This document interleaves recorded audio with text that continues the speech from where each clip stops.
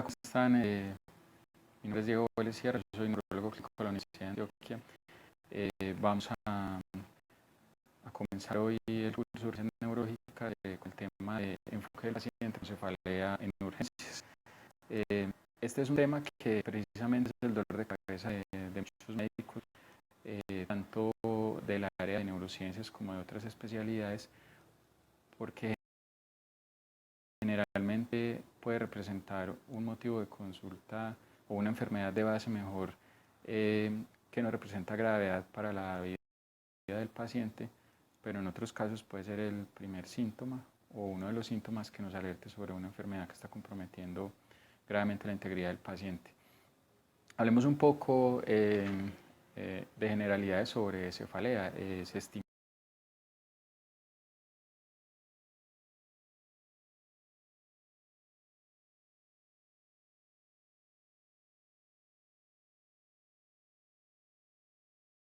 más o menos que casi el 5% de las consultas médicas generales tienen que ver con dolor de cabeza, más o menos el 5% de los pacientes que son hospitalizados tienen cefalea como síntoma de ingreso, y dentro de los pacientes que nosotros vemos en la consulta ambulatoria de neurología, casi el 70% de los pacientes tienen como síntoma cardinal esta queja. Más o menos se estima que casi el 10% de los pacientes que acuden a un servicio de urgencia lo hacen por dolor de cabeza, y desafortunadamente solo el 10% reciben atención especializada, sea por profesionales en atención de urgencias o por médicos neurólogos. Adicionalmente, con un agravante, que solo el 50% de los pacientes consultan y el otro 50% de esos pacientes se quedan en casa y no acuden cuando tienen una enfermedad de gravedad, o peor, se automedican y pueden tener efectos secundarios del tratamiento o perpetuar, por ejemplo, el cuadro de cefalea por sobreuso de analgésicas que vamos a discutir posteriormente. Bien, ahora vamos a hablar un poco de la epidemiología del dolor de cabeza. Se estima que este es un síntoma muy frecuente. Más o menos el 66% de las personas pueden experimentar un dolor de cabeza primario a lo largo de su vida como síntoma único. Se dice que el único síntoma más frecuente que el dolor de cabeza puede ser la presencia de caries dentales en un estudio realizado en Estados Unidos, pero que más o menos a lo largo de la vida del 14 al 20% de las personas pueden sufrir de migraña, y del 46 al 90% una cefalea de tipo tensional. Lo que pasa es que esta última generalmente no acarrea una carga tan pesada para la calidad de vida del paciente y hace que no tenga que consultar el servicio de urgencias. Y en otros casos, con cefaleas un poco más, mucho menos frecuentes, como son las cefaleas trigémino-autonómicas, hasta el 1% de la población los puede experimentar en algún momento de la vida. Sin embargo, la afectación de la calidad de vida en estos pacientes sí es muy marcada, por lo cual es importante identificar este tipo de enfermedades. Asimismo, el impacto en digamos, en la parte laboral es muy importante. 20% de los incapacidades o las ausencias laborales se pueden relacionar con cefalea. Se estima en Europa, por ejemplo, que hay una reducción hasta del 25% en la productividad relacionada con las incapacidades derivadas de pacientes que tienen dolor de cabeza, y adicionalmente se asocian enfermedades como la depresión y la ansiedad.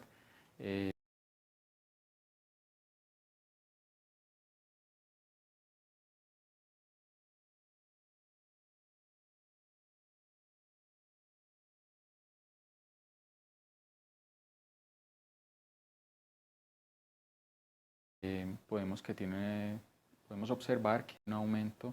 en los costos anuales promedios de salud relacionados con los dolores de cabeza, por ejemplo, de 21.000 millones de euros, 303 euros por persona, asociados a las incapacidades, por ejemplo, con la cefalea tensional episódica, y que se considera una de las principales causas de ausentismo, como ya les había dicho, teniendo, por ejemplo, una disminución en la productividad laboral de hasta 173 euros por persona en estudios realizados en Europa, España e Italia.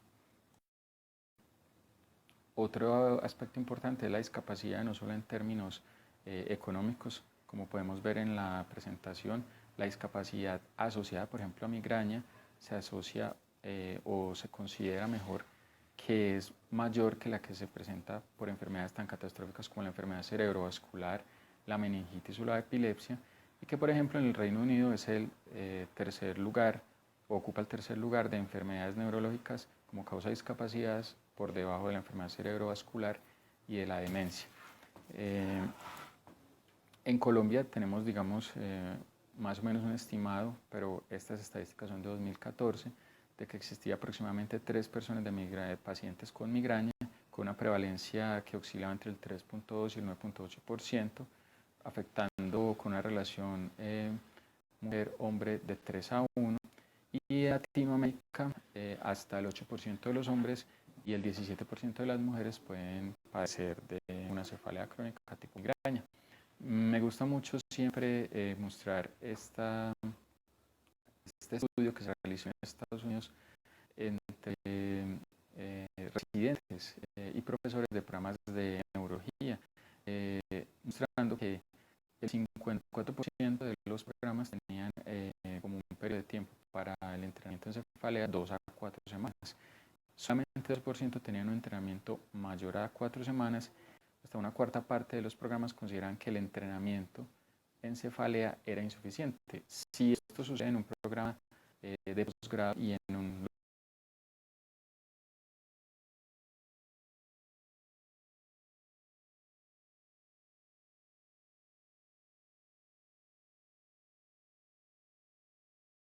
lugar como Estados Unidos, imagínense pues cómo es el escenario local. Creo que muchos sentimos que durante nuestro periodo la formación en cefalea no fue la suficiente y acá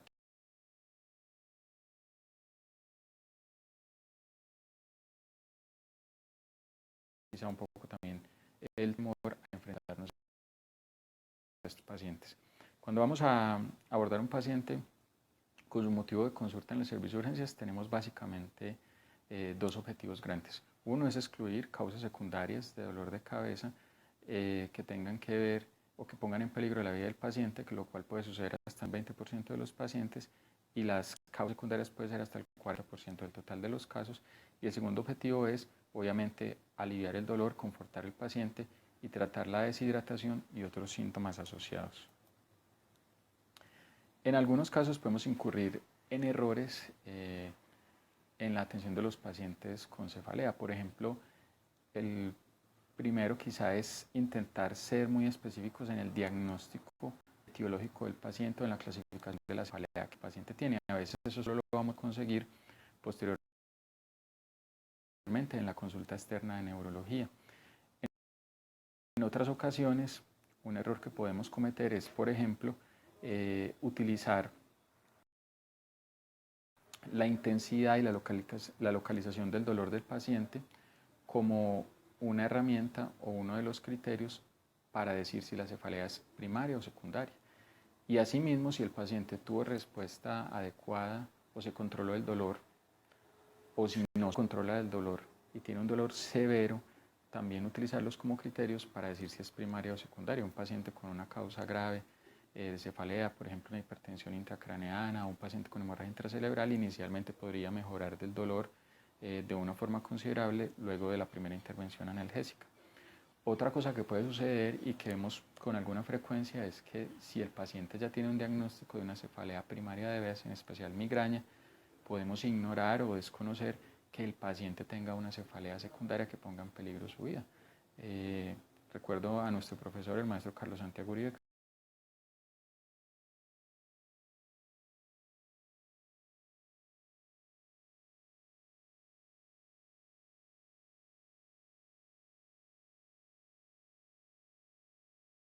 dice los pacientes con migraña también pueden tener aneurismas cerebrales y esta es una causa frecuente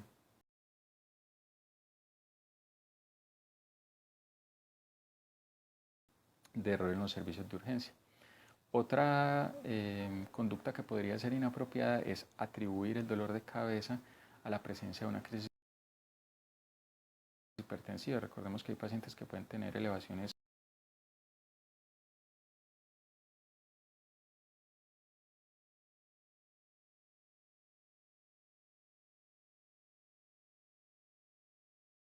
moderadas a severas de la presión arterial y no manifestar cefalea. Es mucho más frecuente que el compromiso neurológico en los pacientes con crisis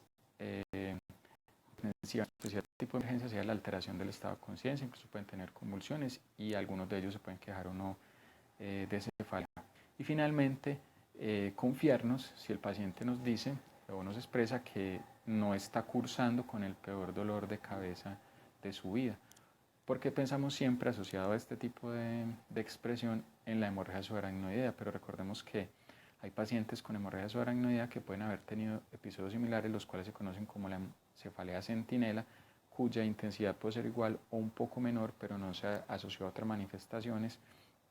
como convulsiones, alteración del estado de conciencia, signos de focalización neurológica que no hicieron consultar al paciente anteriormente a urgencias, o que hay otras causas del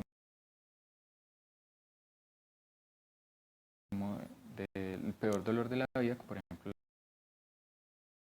la trombosis de senos durales o descompensaciones de enfermedades como la hidrocefalia o trastornos de la presión intracraneal. Ahora, la gran mayoría de los pacientes tienen cefaleas primarias en las cuales no hay una alteración estructural de base. Se presupone que es una enfermedad o que son dolores de cabeza de origen genético que tienen relación con los factores ambientales, y en ellos vamos a encontrar principalmente la migraña, la cefalea tipo tensión y luego en orden de frecuencia las cefaleas trigémino-autonómicas, que son importantes identificarlas porque aunque no son muy comunes pueden tener gran morbilidad para el paciente, y otro tipo de cefaleas primarias que vamos a discutir posteriormente. En el caso de las cefaleas secundarias, que son digamos hasta el 5% de los casos, tienen que ver con enfermedades como trastornos vasculares craneales o cervicales, lesiones traumáticas tanto craneales como cervicales, pueden estar relacionadas por ejemplo con neuroinfección, que es uno de los temores o de las cosas que tenemos que identificar principalmente en los pacientes, o pueden estar relacionadas, por ejemplo, aunque son cefaleas secundarias, con patologías menos graves, como por ejemplo una sinusitis aguda, una alteración, por ejemplo, como una otitis, una faringitis, o en algunas ocasiones asociados a enfermedades sistémicas como una infección de tipo pulmonar o gastrointestinal. Ahora vamos a hacer un recuento de elementos clave o de una importancia muy absoluta en el interrogatorio del paciente con cefalea. Es muy importante tratar de definir en qué momento apareció el dolor de cabeza. Si el paciente está en condiciones por su estado de conciencia de responder, o tratar de precisar cuánto tiempo de evolución, si se instauró en minutos, horas, o si el paciente ya viene con el dolor hace varios días, si es semanas o meses, o si el paciente tiene una cefalea crónica, desde qué edad comenzó, y si tiene un cambio en el patrón en cuanto a las características, frecuencia, duración de los síntomas, tratar de determinar en qué momento ocurrió ese cambio, y eso va a ser importante para el estudio. Tratar de localizar el dolor y tratar de mirar si tiene irradiación o no. Recordemos que por la inervación del cráneo, que tiene que ver con el sistema trigémino y con las raíces cervicales, especialmente las raíces 1 y 2, un paciente puede tener cefalea frontal y el dolor se puede estar originando en la región posterior o cervical y viceversa. O sea que la localización no siempre tiene que ver con la etiología del dolor, pero nos ayuda a considerar, por ejemplo, los pacientes que tienen migraña, otro tipo de cefalea primaria, como vamos a ver más adelante. Lo otro es calificar el dolor, si es pulsátil, si es opresivo, si es punzante, si es lancinante, si es como un ardor, cuánto dura el dolor, porque eso también nos va a ayudar con el diagnóstico, sobre todo de las cefaleas primarias. Como les decía ahora, en qué forma apareció el dolor, y eso es principalmente importante en los pacientes que tienen la que conocemos como la cefalea en trueno, que es aquella cefalea que tiene una instauración rápida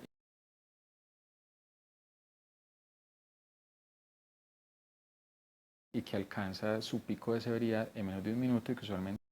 asociamos a patologías graves como la hemorragia subaracnoidea o como la trombosis de senos venosos. Adicionalmente,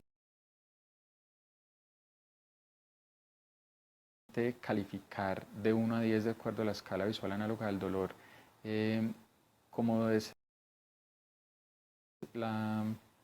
intensidad del dolor que el paciente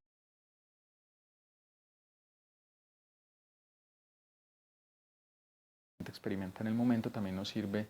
para determinar qué tan efectivo está siendo el tratamiento que estamos realizando con el paciente, la evolución temporal, como vamos a ver posteriormente, el patrón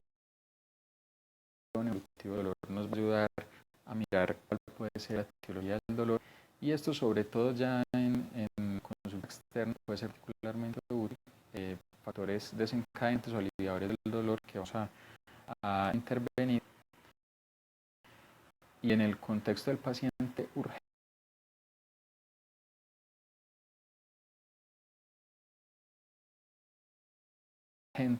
signos y síntomas asociados que van al ortono sobre una enfermedad sistémica o sobre alguna particularidad que nos ayude desde el punto de vista de la etiología del dolor. Vamos a ver hacia adelante.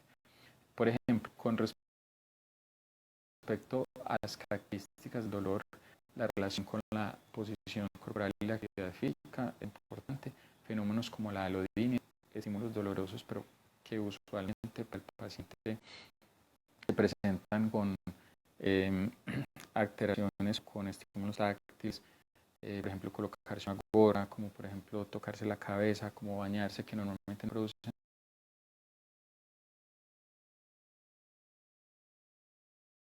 dolor, nos van a orientar sobre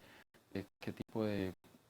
etiología, dolor se presenta en el paciente. La osmofobia, que es la intolerancia a ciertos dolores, nos va a ayudar, por ejemplo, con la migraña, porque es altamente específico de esta cefalea primaria. Como hemos comentado previamente, la cefalea antral. Si el paciente tiene síntomas asociados como congestión nasal, erífora, rinorrea, inyección conjuntival, tosis palpebral unilateral, alteraciones pupilares como miosis o midriasis, si tiene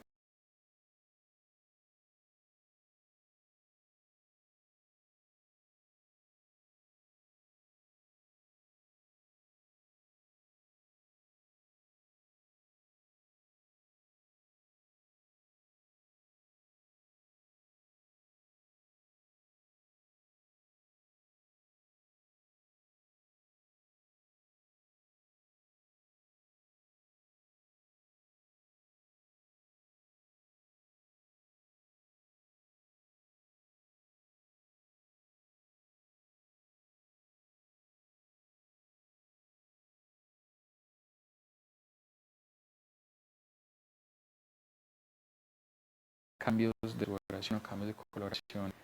en la cara, especialmente si es en una micara, van a ser muy importantes, sobre todo en las cefaleas trigeminoautonómicas. Por ejemplo, el paciente tiene inquietud, agitación, antes que nos puede estar hablando de una circunstancia grave como una neuroinfección o un trastorno neuropsiquiátrico como una encefalitis que puede ser, por ejemplo, autoinmune. También en el escenario de las cefaleas trigeminoautonómicas nos puede ayudar al diagnóstico. Por ejemplo, los pacientes con cefalea tipo clúster son pacientes que están caminando por la habitación,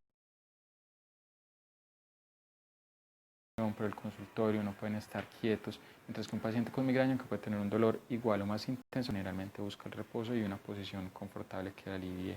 el dolor. Adicionalmente, recordar los síntomas que preceden al inicio del dolor, que nos pueden estar hablando de una posible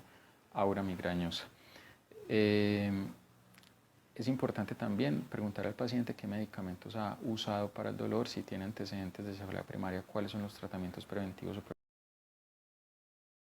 profilácticos que ha utilizado, y si el paciente tiene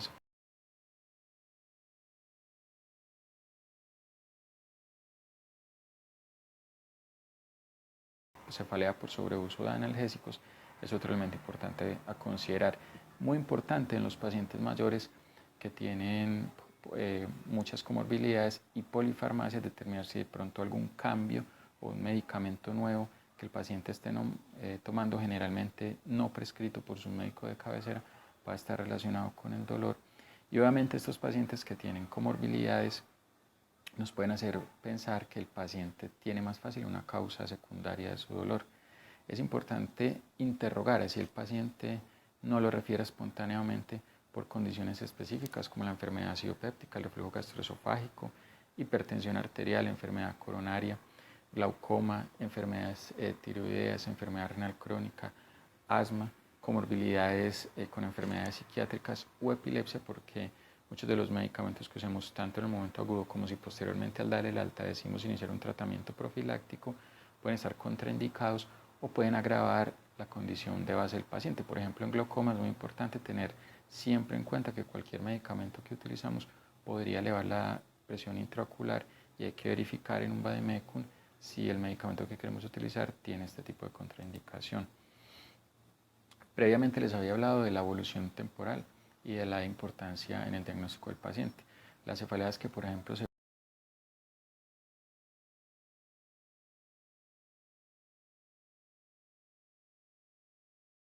presentan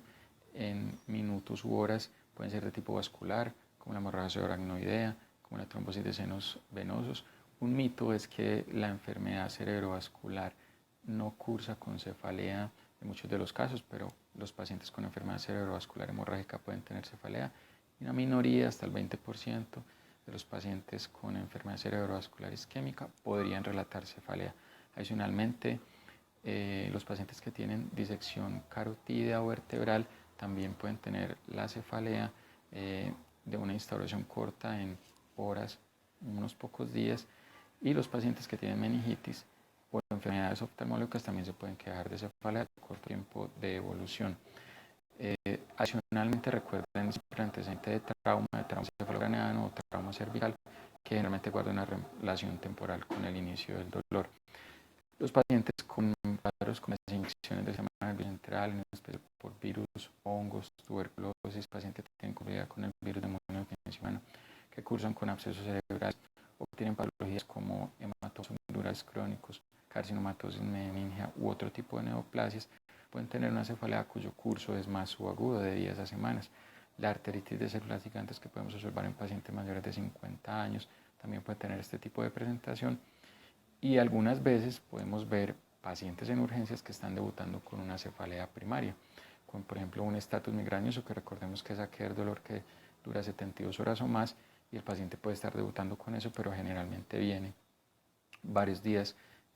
con el dolor y ahora estamos viendo ya manifestación florida del cuadro. Y algunos pacientes pueden tener cefaleas, por ejemplo, de tipo relacionada con la hipertensión endocraneal, que podríamos decir que un paciente que tenga dolor de cabeza de 6, 8 meses podría no tener una enfermedad grave de base, pero si ya viene con una hipertensión endocraneal que va aumentando, finalmente podría llegar a un punto en que está afectando la agudeza visual o que está causando una parálisis de nervios craneales, que a pesar de que tiene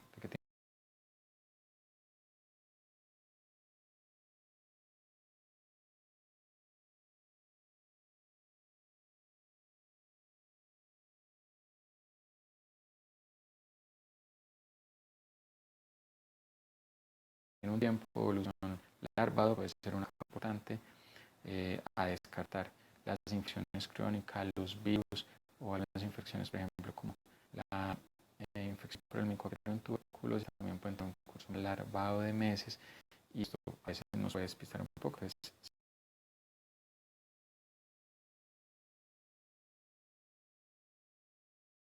siempre tener en cuenta la evolución temporal.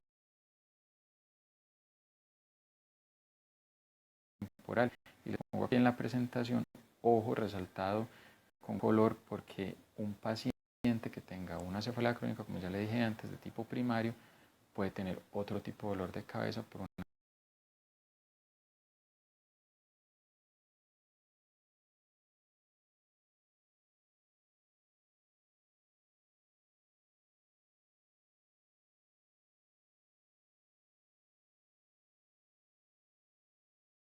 aneurismo cerebral u otra patología que pueda colocar en riesgo su vida. Entonces, no descartar que gente con migrañas,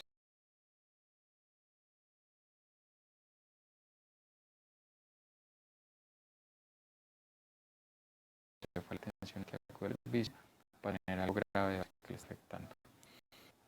Bueno, ahora vamos a parar a un tema muy importante y quizá el elemento cardinal en la atención del paciente con cefalea en urgencias es identificar las banderas rojas. Como ustedes bien saben, las banderas rojas son elementos en la historia clínica o en el examen físico del paciente que pueden sugerir una causa potencialmente fatal o una causa grave del dolor de cabeza. Ustedes van a encontrar en la literatura que en algunos lugares hablan solo de banderas rojas y en otros de banderas rojas y banderas amarillas. Cuando nos referimos a banderas amarillas es porque los estudios que soportan este tipo de publicaciones encontraron que no era tanto el porcentaje de pacientes que tenían una causa grave de cefalea asociada a este tipo de manifestaciones clínicas, pero sin embargo la consideramos importante, por eso la vamos a mencionar. Entonces vamos a comenzar a enumerar las banderas rojas, que finalmente es quizá el principal objetivo con esto atendiendo un paciente con una cefalea primaria o secundaria, y esa cefalea secundaria cursa con banderas rojas o no, porque una cefalea secundaria, por ejemplo,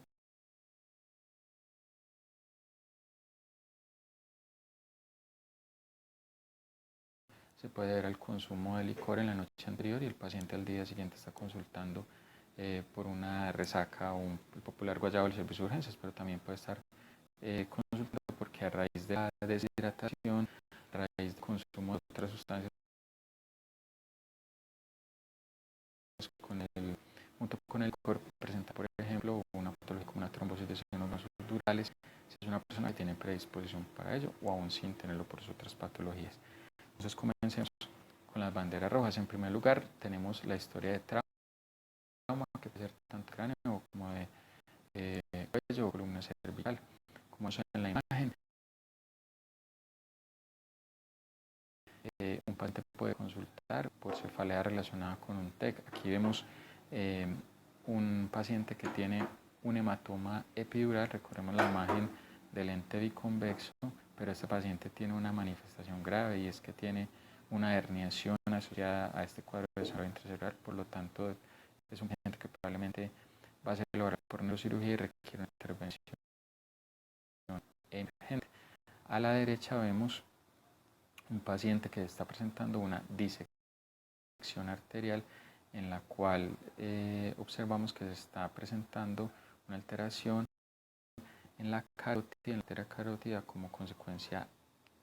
por ejemplo, de un trauma. Por eso les muestro la primera imagen. A veces sucede pacientes que están jugando fútbol, pacientes que presentan una hiperextensión cervical o algún tipo de movimiento brusco de la cabeza. Algunos pacientes lo presentan espontáneamente, a veces tiene que ver con enfermedades que, por ejemplo, afecten la formación de colágeno y tienen otras comorbilidades como estenosis o alteración en las arterias renales. Entonces eso ya se encargará el especialista cuando evalúe la etiología del dolor.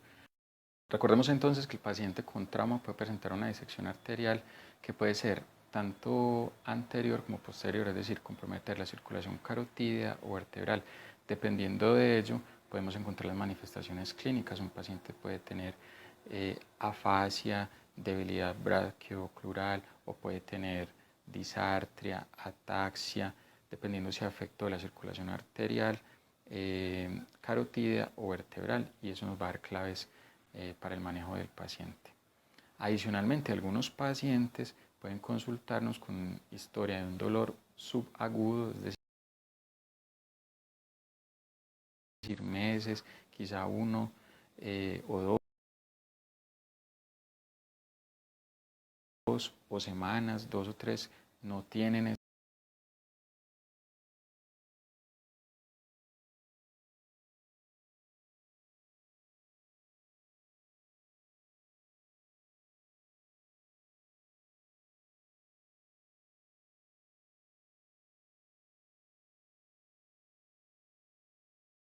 esta manifestación tan grave como vemos del paciente con el hematoma epidural. En las neuroimágenes, pero puede ser el inicio de una cefalea postraumática que puede durar meses o años, que generalmente requiere el concurso del especialista en neurología.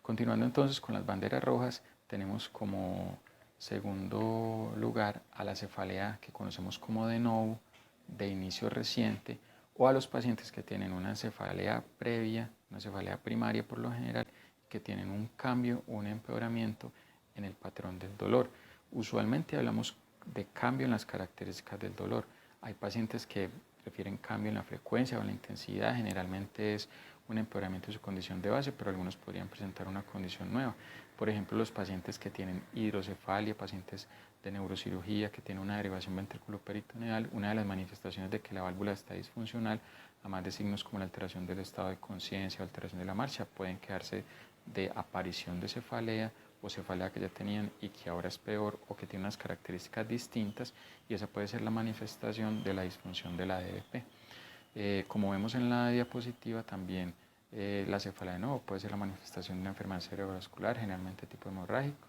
También puede ser un paciente que tenga una neoplasia intracraneal primaria o metastásica. Como les comentaba previamente, en el paciente que viene con diagnóstico de migraña o cefalea tensional y que está recibiendo tratamiento, puede tener sobreuso de analgésicos, lo cual empeora el dolor. Y el clásico ejemplo de la hemorragia subaracnoidea por la rotura de un aneurisma cerebral también se puede presentar con una cefalea de nuevo o una cefalea, por ejemplo, que el paciente refiere de pocas semanas con la cefalea de centinela, 1 o 2 semanas antes mejoría y luego la aparición ya del cuadro florido de la hemorragia subaracnoidea. Precisamente la hemorragia subaracnoidea también se asocia a estos otros dos tipos de banderas rojas, que son el paciente que refiere la peor cefalea de su vida o un inicio súbito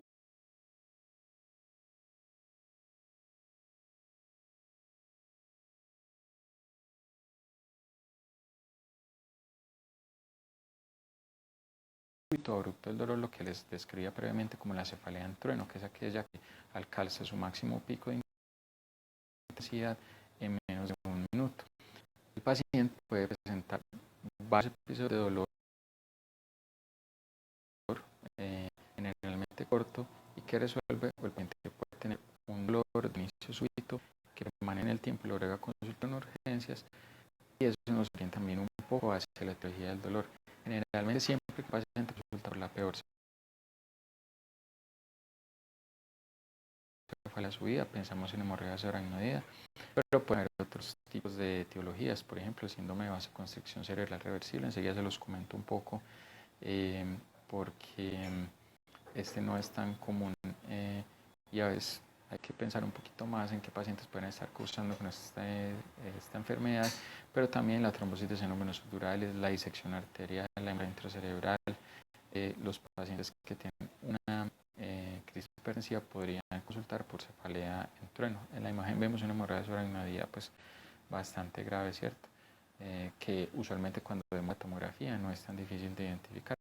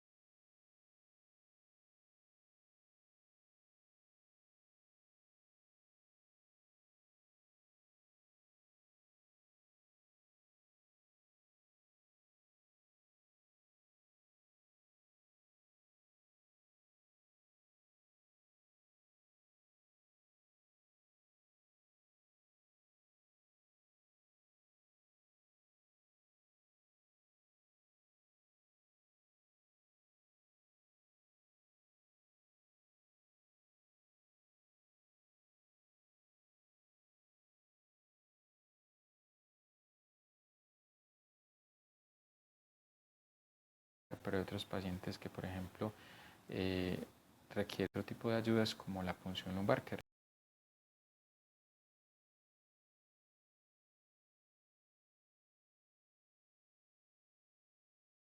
recordemos si la hacemos en las primeras horas va a tener un mayor rendimiento diagnóstico, en especial si vemos que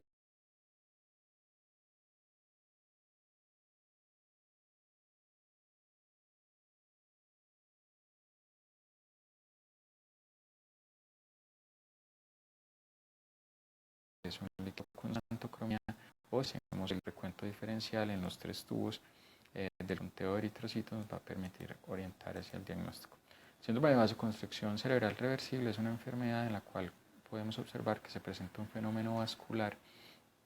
que en algunos pacientes se asocia a consumo de tóxicos como la cocaína, como el alcohol, como las anfetaminas. Está descrito en pacientes que tienen consumo de medicamentos serotoninérgicos como por ejemplo la sertralina, fluoxetina u otros antidepresivos o medicamentos simpático-miméticos como los antigripales. Generalmente ocurre en mujeres jóvenes entre los 30 y los 50 años. Hay otros pacientes que no tienen los antecedentes que les dije, pero en quienes sospechamos el síndrome de vasoconstricción cerebral reversible, en pacientes que tienen cefalea en trueno de reciente inicio, pero con episodios recurrentes, 1 o 2 semanas, ingresan al servicio de urgencias, puede tener una tomografía normal, pero en el 22 al 32% podemos observar hemorragia intracraneal o intracerebral, intraparenquimatosa, o como vemos en la imagen, una hemorragia subaracnoidea, pero que nos cuadra mucho con el patrón que vimos anteriormente, que se asocia a rotura aneurisma cerebral. Estos pacientes hacen una punción lumbar y el cefalorraquídeo generalmente normal, pero como generalmente hacemos una angioresonancia, en ella podemos observar una alteración focal de la vasculatura, donde podemos ver lugares de estenosis, de estrechamiento de los vasos comprometidos que confirmamos por arteriografía, que podemos observar una imagen de rosario o collar de cuentas, como vemos acá, donde hay un estrechamiento de la luz arterial que luego cede, y esto se asocia a la enfermedad. Si hacemos una arteriografía de control en 12 semanas, lo cual es lo que nos va a confirmar el diagnóstico, vemos que esta alteración se resolvió. Generalmente estos pacientes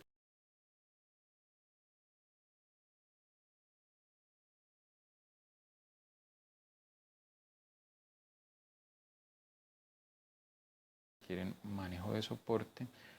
No es una causa muy frecuente, pero es para tener en cuenta, sobre todo cuando tenemos este tipo de manifestaciones clínicas o estos hallazgos en las neuroimágenes. Ahora, siempre le preguntamos al paciente cuando tiene dolor de cabeza si el dolor de cabeza se desencadena por la tos, por el ejercicio, por la actividad sexual, por ejemplo, y siempre pensamos en la hemorragia subaracnoidea, pero recordemos que hay pacientes que tienen alteraciones de la presión del líquido cefalorraquídeo, hipohipertensión intracraneal, que puede ser idiopática o asociada a otras patologías, y se pueden manifestar como cefalea asociada a los cambios de posición, a las maniobras de Valsalva o a la actividad coital, y algunos pacientes pueden tener cefalea coital primaria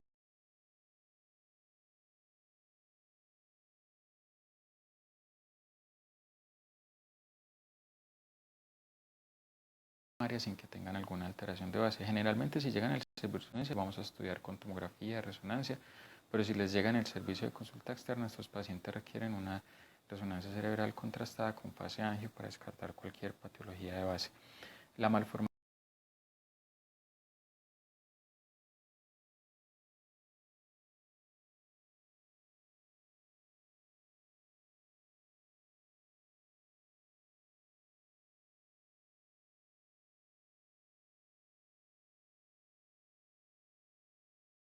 de Chiari, que es una malformación de fosa posterior, como observamos aquí en la imagen, hay un descenso de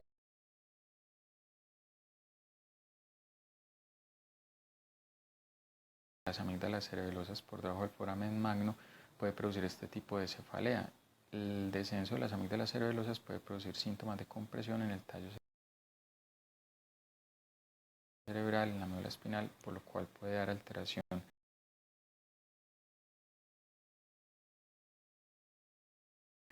motora, o puede dar, por ejemplo, por un fenómeno obstructivo, presencia hidrocefalia. Entonces siempre tener en cuenta y hacer la reconstrucción a los pacientes por neurocirugía. También se considera una bandera roja la cefalea que aparece en pacientes menores de 5 años o mayores de 50 años, menores de 5 años, porque hay un mayor riesgo mucho mayor que se asocie a una patología estructural, como por ejemplo una neoplasia o una malformación vascular o craneocervical. Y los pacientes de 50 años generalmente se debe a la presencia de las múltiples comorbilidades.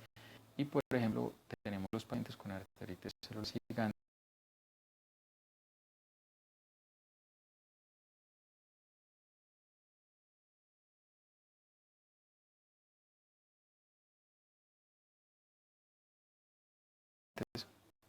que son hombres o mujeres que consultan porque tienen dolor de cabeza reciente asociado por el fenómeno de claudicación mandibular. Si obtenemos uno reactante fase, observamos que hay elevación de la BCG, la PCR. El paciente puede tener otras manifestaciones asociadas que nos hagan pensar por ejemplo una polialgia reumática. Adicionalmente, los pacientes mayores de 50 años, en especial los más ancianos, pueden tener dolor de cabeza en relación con la presencia de un hematoma subdural crónico, y este es importante anotarlo porque la mayoría de las veces el paciente y la familia no recuerdan el antecedente de un traumatismo de importancia o incluso con un trauma leve, una caída que no tuvo paciente alteración de la conciencia o que no tuvo convulsiones o al otro signo de alarma o que el paciente consideró como un golpe leve, puede generar hematoma subdural crónico. El siguiente punto o el siguiente ítem en las banderas rojas es un de gran importancia. Ahorita vamos a reforzar cuando hablemos del examen físico, pero es la presencia de signos o síntomas anormales. Obviamente el paciente ya con dolor de cabeza tiene alteración del estado mental, está confuso, tiene una hemiparesia o una moparesia, o si el paciente tiene, por ejemplo, un hallazgo normal, como estamos viendo, que es el papilledema, ese paciente tiene una mayor probabilidad de tener una alteración estructural de base y de ahí la importancia de este hallazgo. Encontrar signos neurológicos anormales. Siempre en urgencia vamos a hacer un interrogatorio dirigido, un examen físico dirigido, pero hay síntomas y signos muy importantes que nos hablan de una posible condición grave subyacente. Y yo sé que a la mayoría de los médicos en nuestra vida académica y profesional nos genera mucha inquietud no reconocer una alteración al fondo de ojo porque infortunadamente el entrenamiento es insuficiente, pero mi consejo es hacer fondo de ojo a todos los pacientes que sea posible, tanto los pacientes que sabemos que el fondo de ojo es normal, para que nos acostumbremos a distinguir cuando veamos un fondo de ojo anormal, así no sepamos específicamente de qué se trate, pero veamos que es anormal, que no es como luce normalmente un fondo de ojo. Esto tiene gran valor en el paciente con dolor de cabeza. Uno, por la presencia de papilema, que vamos a ver en las imágenes, y dos, por la presencia de una cosa que nosotros siempre mencionamos, y es el pulso venoso al fondo de ojo. Como podemos observar en la imagen, aquí tenemos el disco que se ve rosado con los bordes bien definidos, y observamos las arterias y las venas, las vemos un poquito más gruesas, más oscuras, pero cuando observamos al paciente en vivo, logramos observar hasta en el 75% de los pacientes la presencia del pulso venoso. Cuando el pulso venoso está presente, es improbable que el paciente curse con una hipertensión endocraneal, pero si no observamos el pulso venoso, si el paciente tiene, por ejemplo, ya borramiento de los bordes de la papila o si tiene congestión venosa, presencia hemorrágica, nos puede estar alertando sobre la presencia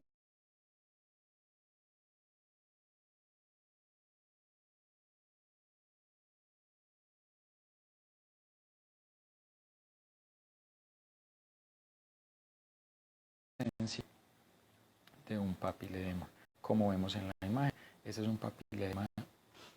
muy importante. Vemos borramiento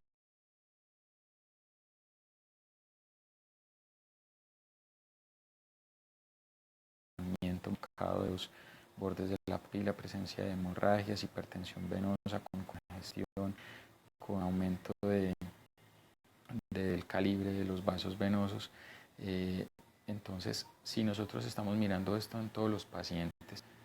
y nos acostumbramos a reconocer que esta es la normalidad, cuando veamos una imagen de esta, inmediatamente nos va a alertar. Vamos a tener mucho cuidado con la evaluación de estos pacientes. Incluso podríamos tener un paciente con una fondo de ojo en donde veamos este papilledema y la tomografía puede ser aparentemente normal, ¿sí? Entonces, esto va a alertar sobre casos sucediendo con el paciente y que tenemos que tomar decisiones muy cuidadosas. Finalmente, la presencia de signos o síntomas sistémicos como fiebre, pérdida de peso o comorbilidades como cáncer, infección por VIH, enfermedades o medicamentos que inmunosuprimen al paciente también son consideradas banderas rojas, obviamente porque aumenta la probabilidad de que haya una lesión estructural, la presencia de infecciones como la meningitis y la encefalitis, por ejemplo, neuroinfección secundaria a la inmunosupresión por el tratamiento de pacientes que están en quimioterapia o en pacientes con otro tipo de enfermedades que toman esteroides o que toman otros inmunosupresores, como los pacientes de reumatología, pueden tener una mayor probabilidad de presentar neuroinfección, y obviamente el paciente que tiene cáncer puede tener metástasis en el sistema nervioso central como manifestación del compromiso por medio de cefalea. En estos pacientes consideramos dos cosas: generalmente requieren la neuroimagen, idealmente la resonancia cerebral contrastada, y luego una punción lumbar que nos va a permitir identificar este tipo de alteraciones, el compromiso de la infiltración del sistema nervioso central, la neuroinfección, y recuerden siempre medir la presión de apertura porque va a ser importante para considerar la hipo o la hipertensión intracraneal. Les había mencionado previamente, las banderas amarillas se consideran amarillas porque en algunos estudios no se asocian con tanta frecuencia, o el porcentaje de pacientes que consultan con estas manifestaciones no tiene una lesión estructural o una causa grave del dolor como los que tienen banderas rojas, pero consideramos que son de importancia los pacientes que tienen cefalea que les despierta la noche o cefalea que es unilateral persistente. Esto se puede asociar a neoplasias, enfermedad cerebrovascular, un hematoma subdural, una hemorragia intracraneal larvada que no de manifestaciones clínicas muy ruidosas al comienzo. Y es muy importante esto que se conoce como la cefalea gravativa. Algunas personas hablan de cefalea gravativa y lo entienden como la cefalea que va empeorando su intensidad o su frecuencia, pero realmente la cefalea gravativa se refiere más a la cefalea que ocurre con cambios de posición, y esto es muy importante para identificar pacientes que tienen alteraciones de la dinámica del líquido cefalorraquídeo, por ejemplo pacientes con hidrocefalea, como les mostraba antes,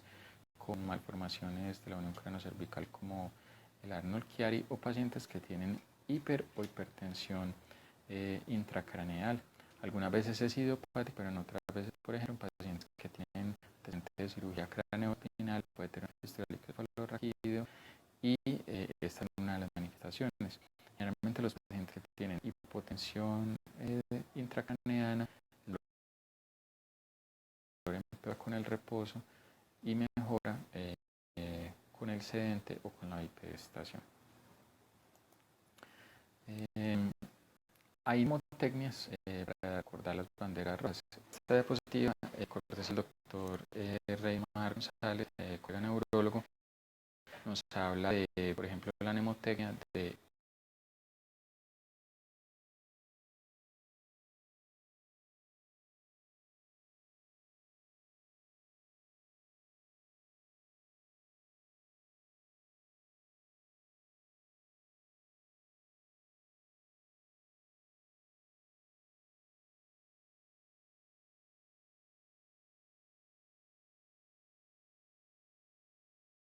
tienes grave tu foca, como podemos observar acá con la T, recuerda la cefalea en trueno, la I la inmunosupresión, la E la edad, la N patrón de cefalea nuevo, el embarazo, que también es muy importante y que requiere pues considerar patologías especiales como por ejemplo la trombosis de senos venosos, la preeclampsia o la apoplejía pituitaria. La S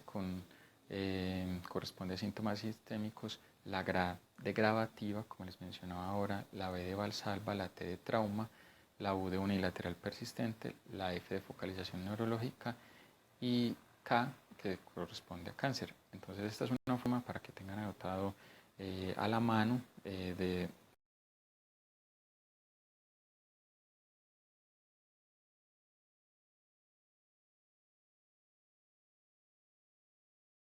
olvidar estas etiologías. O esta otra que introdujo el doctor Dodig en Estados Unidos, el NUP 4, que habla de síntomas sistémicos, de focalización neurológica, neurology focalization, el inicio súbito del dolor, el inicio después de los 50 años o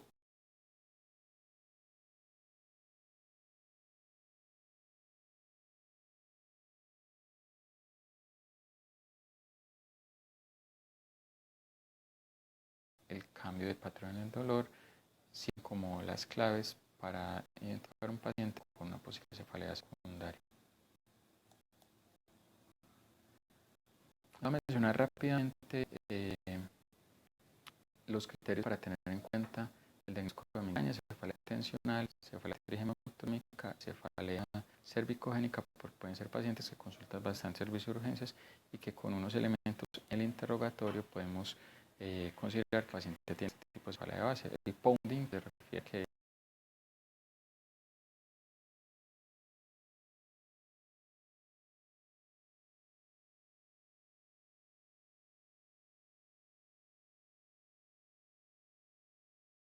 las características del dolor son versátiles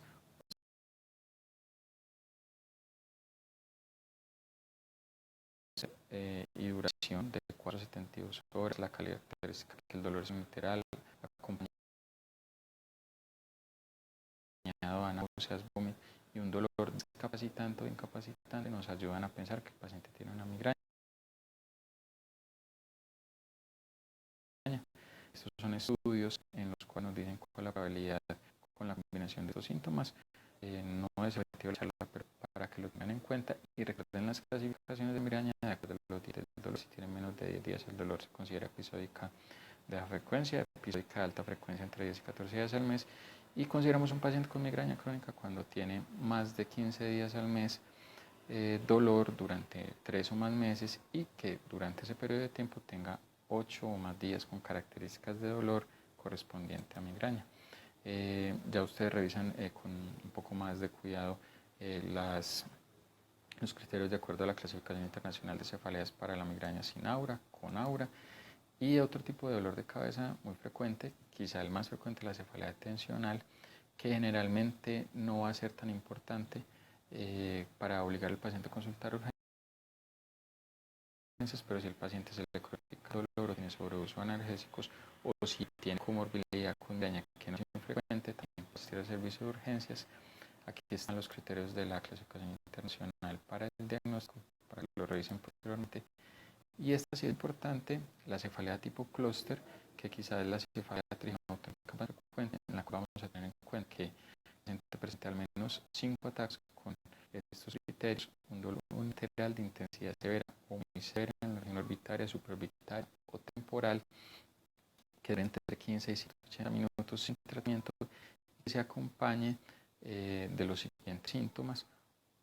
que les voy a mencionar: la inyección conjuntiva, la congestión nasal o rinorrea, el edema palpebral, el edema, la rubefacción en la región facial, los cambios autonómicos con sudoración, sensación de tapamiento en los oídos, puede haber cambios pupilares como miosis, tosis. Lo que les decía ahora, la inquietud, la agitación es un síntoma muy importante en este tipo de pacientes. Y el paciente puede tener ataques que van entre 1 vez cada 2 días hasta 8 ataques al día durante la mitad del tiempo que el trastorno está activo. Estos son los criterios para la cefalea tipo clúster. Téngalos también ahí a la mano para que cuando lleguen estos pacientes con síntomas inusuales, si les cumplen estos criterios, lo puedan clasificar y tratar adecuadamente. Esta también puede ser episódica o crónica de acuerdo al tiempo de duración. Y finalmente, tener en cuenta la cefalea cervicogénica, que es un dolor de cabeza que tiene su origen en la médula espinal, en el hueso o en los otros componentes del cuello. Es frecuente, los pacientes se consultan por el servicio de urgencias por agravamiento o por la presentación o la manifestación inicial de este tipo de alteraciones, entonces téngalo en cuenta. Y es relativamente frecuente que estos pacientes puedan tener náuseas, vómitos y confundirnos un poco con la migraña o otro tipo de cefalea primarias. Al examen físico es muy importante el ABCD, como ya lo hemos visto en otros escenarios. La auscultación y la palpación de cabeza y cuello puede ser importante porque nos podría ayudar a identificar un soplo que nos oriente hacia la presencia de una fístula, una malformación, y hacer un examen neurológico completo, pero un examen neurológico focalizado hacia la queja del paciente. Entonces es imperdonable, y lo pongo en mayúscula en la presentación, que no le hagamos fondo a todos los pacientes que consultan por cefalea. Por lo menos intentemos hacerlo y van a ver que con la práctica cada vez más van a mejorar en en esa habilidad que es muy importante en neurología, y luego se van a dar cuenta cuando van a ver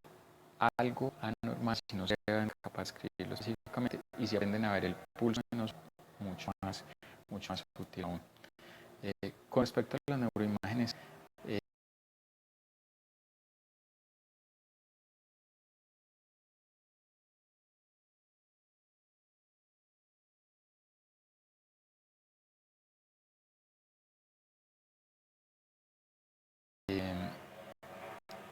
la neuroimagen de elección paciente con cefalea, la resonancia magnética cerebral es más sensible, más específica con respecto a ciertas patologías como las infecciones, la neoplasia, las enfermedades desmielinizantes, la alteración de la fosa posterior de la sustancia blanca, la alteración o la afectación de las meninges y de la región hipoficiaria. Es mucho más útil comparada con la tomografía, pero la tomografía es un examen que tenemos disponible en la mayoría de los lugares, que es de rápida realización, que en los pacientes que están inestables podríamos hacer mucho más fácilmente que en los pacientes que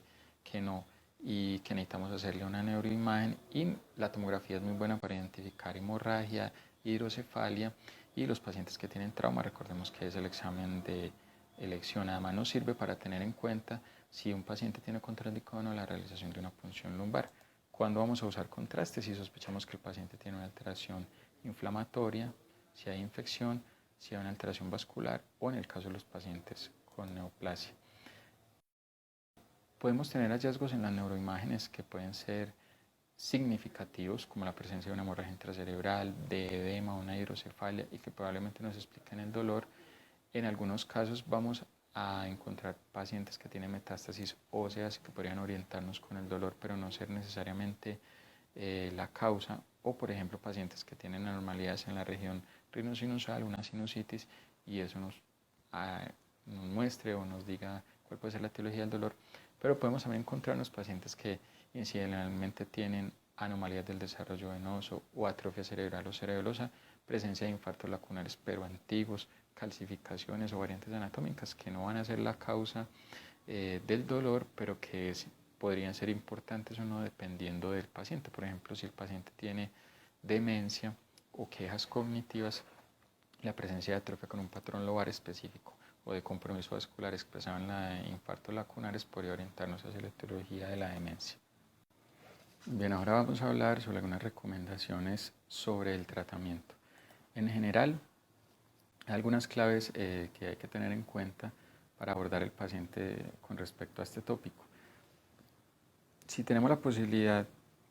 de tener un diagnóstico clínico preciso, es muy útil, muy importante, pero si no lo podemos hacer, no nos angustiemos por ello. Pero si ya sabemos que el paciente tiene una crisis de migraña, entonces eso es muy útil. Excluir obviamente las causas secundarias, pensar en las comorbilidades asociadas, porque podemos tener un medicamento que nos sirva para tratar varias cosas o medicamentos que no podamos usar. El ejemplo es los medicamentos que pueden aumentar la presión intraocular en los pacientes que tienen glaucoma, y obviamente tener en cuenta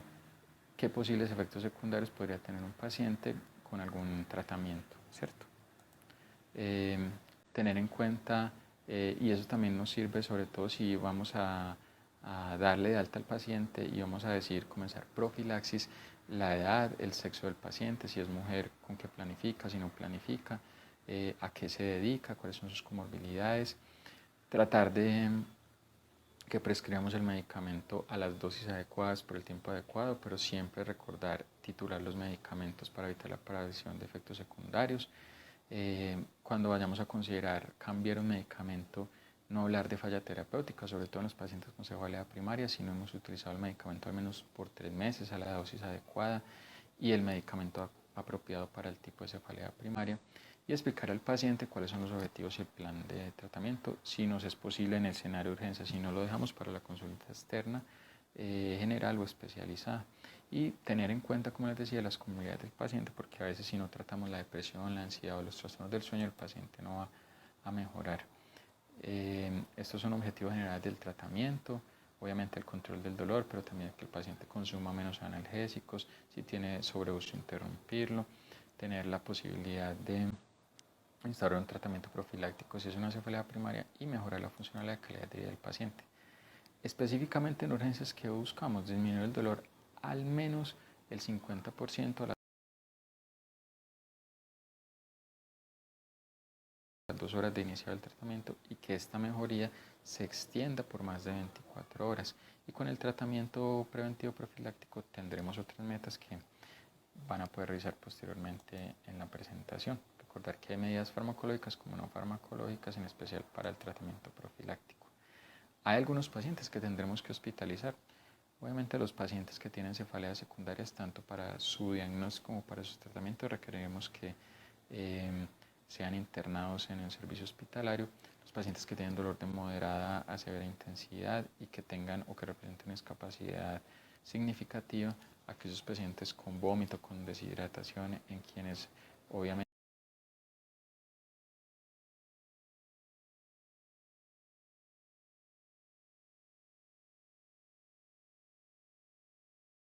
no toleren la vía oral y que además tengamos que hacer intervenciones adicionales como la utilización del líquido intravenoso.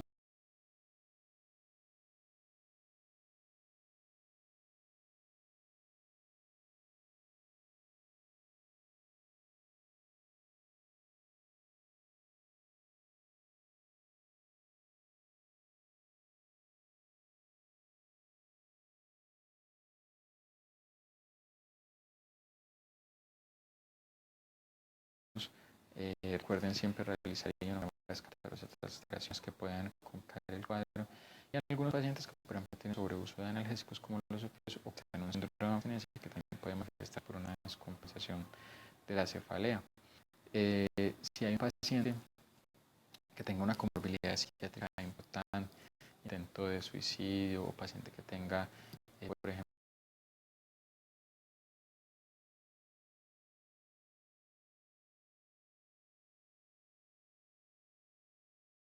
un trastorno psicótico asociado, probablemente es el escenario para que los colegas psiquiátricos nos ayuden mejor al paciente, o si necesitamos titular en forma rápida un medicamento y consideremos que por las condiciones del paciente no es seguro hacerlo en un escenario ambulatorio. Para la migraña tenemos el tratamiento con medicamentos no específicos como los AINES, el ácido acetilsalicílico, la ciclopramida, que tiene un efecto antimigrañoso intrínseco, pero también nos ayuda con antiemético. El acetaminofén generalmente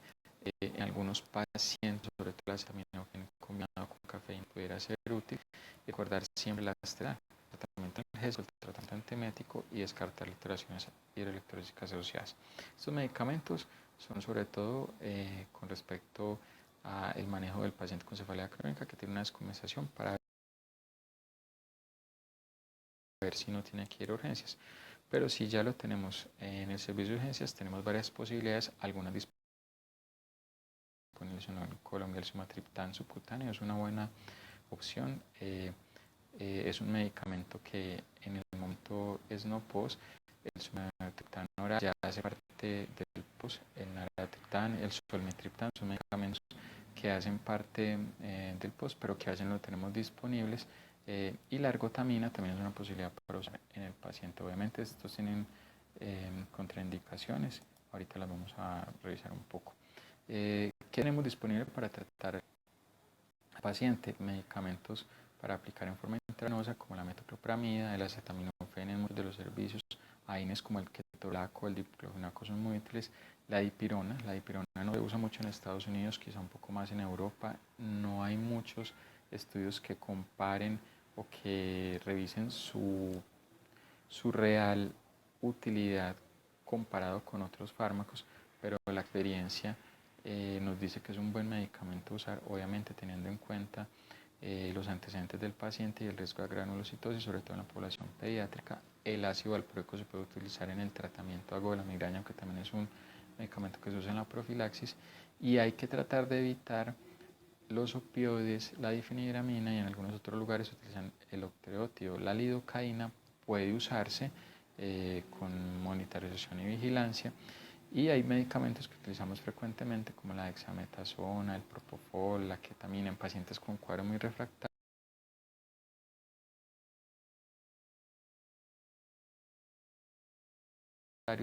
que no tienen estudios para hablar de su nivel de evidencia o eficacia, pero que la experiencia nos dice que pudieran ser útiles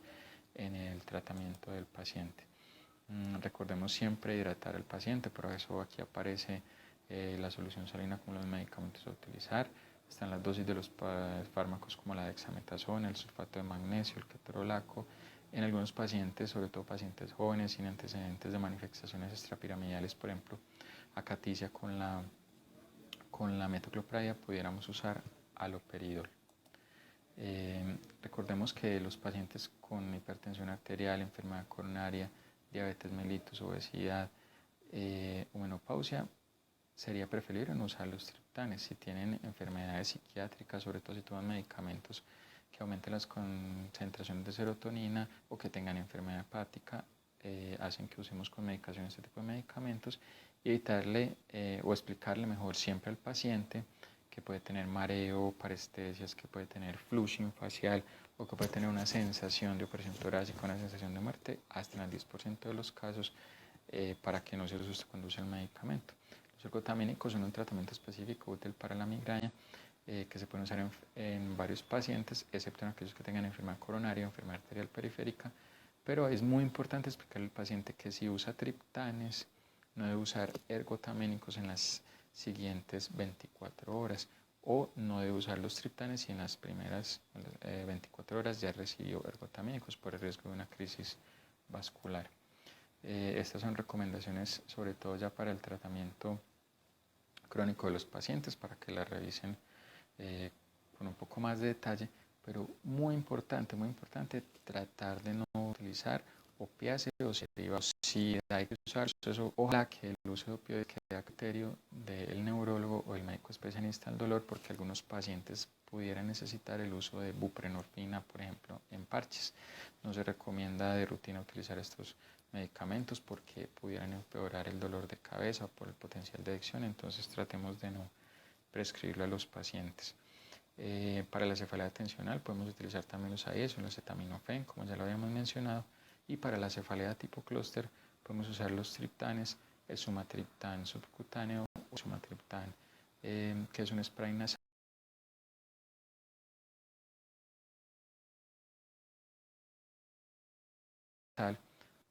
Complementamos con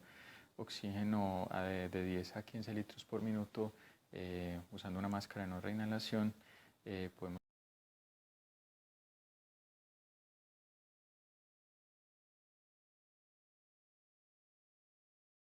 usar también otros medicamentos como los esteroides, que nos sirven para hacer la transición del tratamiento agudo al tratamiento ya en el escenario ambulatorio. Generalmente comenzamos con prednisolona 1 miligramo por kilo hasta 60 miligramos día durante 5 o 7 días, y luego hacemos un desmonte gradual en 2 semanas. La mayoría de estos pacientes requerirán tratamiento hospitalario y a veces considerar medicamentos como la lidocaína para reforzar el tratamiento. Voy a dejar en las diapositivas algunas recomendaciones con respecto al tratamiento profiláctico en migraña y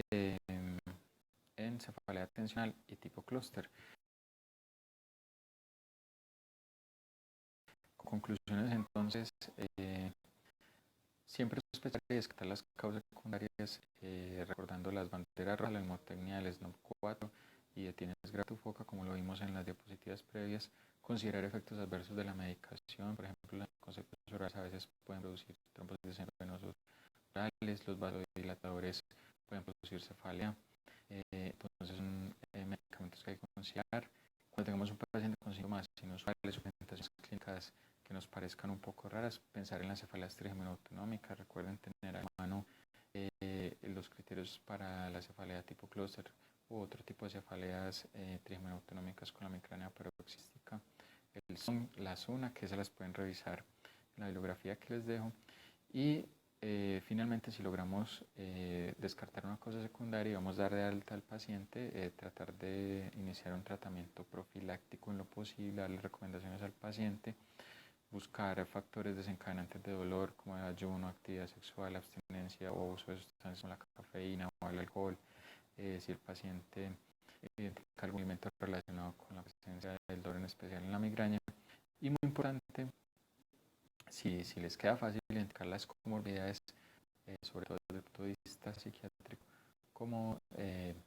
la ansiedad, la depresión o los trastornos del sueño, que también pueden estar relacionados con el dolor de cabeza.